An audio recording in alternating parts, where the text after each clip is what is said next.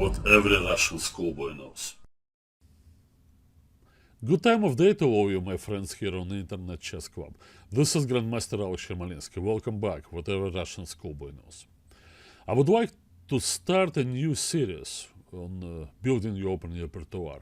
A much shorter one, I hope, than the one I just finished on the casual suicide variation of the Austrian Attack in the classical Sicilian. Boy, that dragged on for 6 installments. You probably got tired of looking at that dated stuff and probably asking yourself, what am I doing, reading this Yermolinsky's memoir, chapter, whatever, that has nothing to do with modern chess.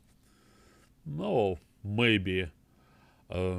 Alright, so I'd like to redeem myself by telling you first of all that I'm not done. Well, it's not like I'm not done writing my memoirs. No, I'm not done with chess playing. I actually want to make a comeback. I plan on playing a few tournaments in the United States, and then later this year I'll take a part in an international tournament abroad. I'll talk about this a little bit later when we get to this.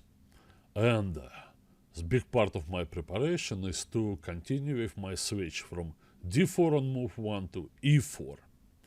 Now, a risky proposition, of course. I started already last year playing in Belgrade Trophy tournament, where I started every game with e4.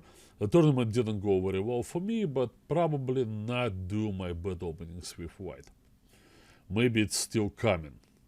Now, okay, part of the switch for me is to figure out what I'm gonna do against the Pirc Defense.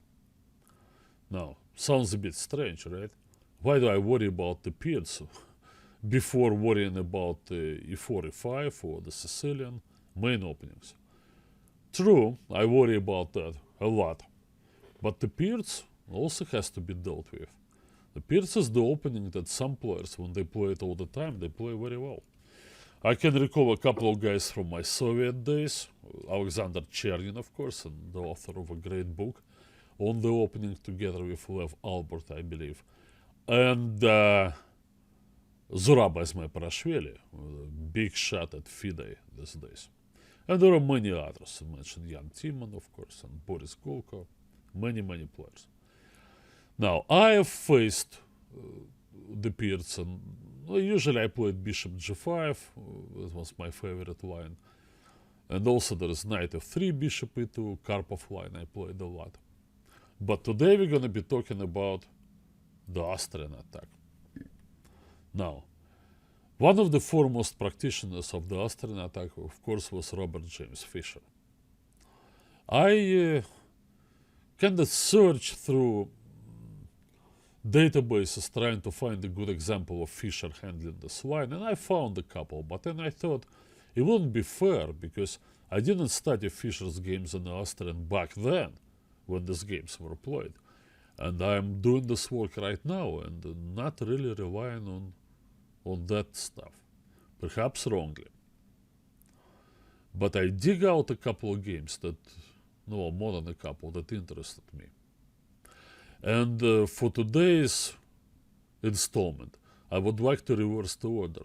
And instead of going right there to the main line, the one that attracted me, remember? First, it's important to become attracted to the opening. And then, no, you have some motivation, some extra incentive to study it. So I decided to reverse this whole thing and show you an important sideline first. Remember, of course, you can't rely on getting always the same thing, even if it's the most frequently played. There are always, almost always, a major alternative. At least one, sometimes more, that your opponents can throw at you, and you have to more or less get a hold of those positions. And well, when I say more or less, I mean that you count on getting the main to the main line, because that's what attracted you to the opening in the first place. But over there, you're just looking for